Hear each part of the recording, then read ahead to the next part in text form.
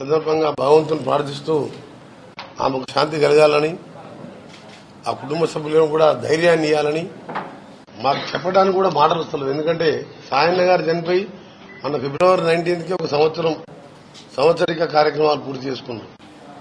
అంటే 4 రోజుల క్రితం.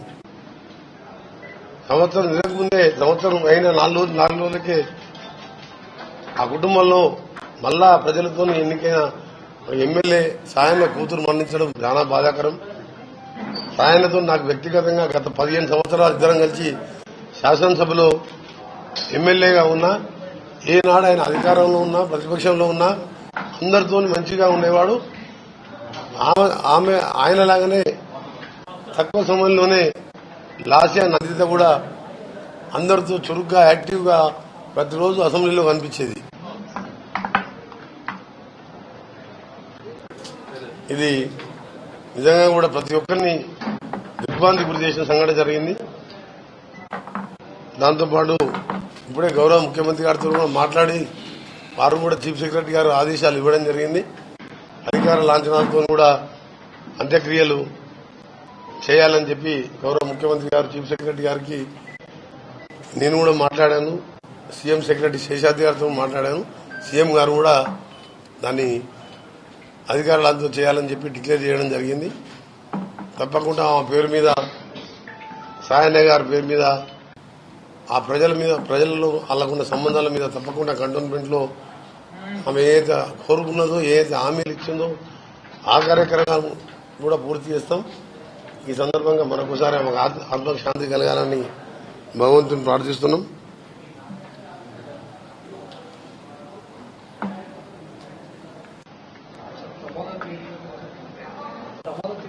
ఇప్పుడే ఏసీపీ రవీందర్ రెడ్డి గారితో మాట్లాడాను.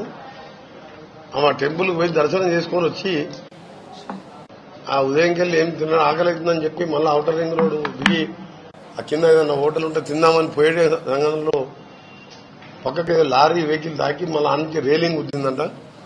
ఆ ముందు సీట్లో కూర్చున్నట్టుంది. ఆ ముందు సీట్లో కూర్చొని కూడా సీట్ బెల్ట్ పెట్టుకోలేదని చెప్పి ఆ ఏసీపీ గారు తెలపడం జరిగింది. మరొకసారి కూడా అందరి ఎమ్మెల్యేలే కాదు, కామన్ ప్రజానికి మొన్న కూడా మా government whip Adluri Laxman Dharmapur MLA almost అది చనిపోయినట్టు ఇంత గాయాలయ్యి దేవుని దేవుల్లో బతికి బయటపడ్డాడు. నాకు కూడా ఎన్నోసార్లు 25-30 సంవత్సరాలు ఎమ్మెల్యేగా, ఎంపీగా, మినిస్టర్గా ఎన్నో ఏదో అడావుడిగా పోతుంటాం స్పీడ్గా.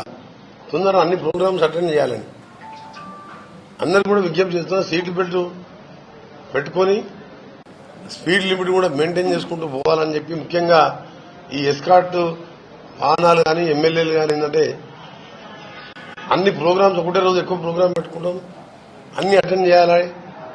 ప్రజలకు మాటిచ్చిన వస్తామని చెప్పి ఈ ఊరికి ఆ ఊరికి కొన్ని పెళ్లిలని, ఇనాగ్రేషన్ ఏది ఉన్నా సరే సీట్ బెల్ట్తో పాటు స్పీడ్ లిమిట్ కూడా పెట్టుకొని పోతే మంచిదని చెప్పి కూడా అందరికీ కూడా విజ్ఞప్తి చేస్తున్నా. మొన్న ఎమ్మెల్యే లక్ష్మణ్ ఏం చేయాలి, వారం రోజులకి ఇది జరిగింది. సరే ఏదేమైనా సరే లాస్యా చనిపోవడం మాత్రం చాలా మూడోసారి. గతంలో నల్గొండలో మొన్న యాక్సిడెంట్ అయినా కూడా తలకు గాయాలు తగ్గినాయి. అక్కడ హోంగార్డు చనిపోయిండు. అంతకుముందు లిఫ్ట్ లో ఎమ్మెల్యేగా లిఫ్ట్ లో ఇరికిపోయి అది కింద పడితే అప్పుడు గాయాలైనాయి. అంటే దేవుడు చూడండి, ఆమెకు ఇంత పగబట్టినట్టే తీసుకుంటున్నాడు అనిపిస్తుంది. ఒకటి మంచి భవిష్యత్తు ఉన్న నాయకురాలు ఈ విధంగా ఒకటేసారి 2 నెలల్లో 3 యాక్సిడెంట్ అయ్యి 3వ యాక్సిడెంట్లో మన నుంచి దూరం కావడం అది మాటల్లో చెప్పలేని బాధ.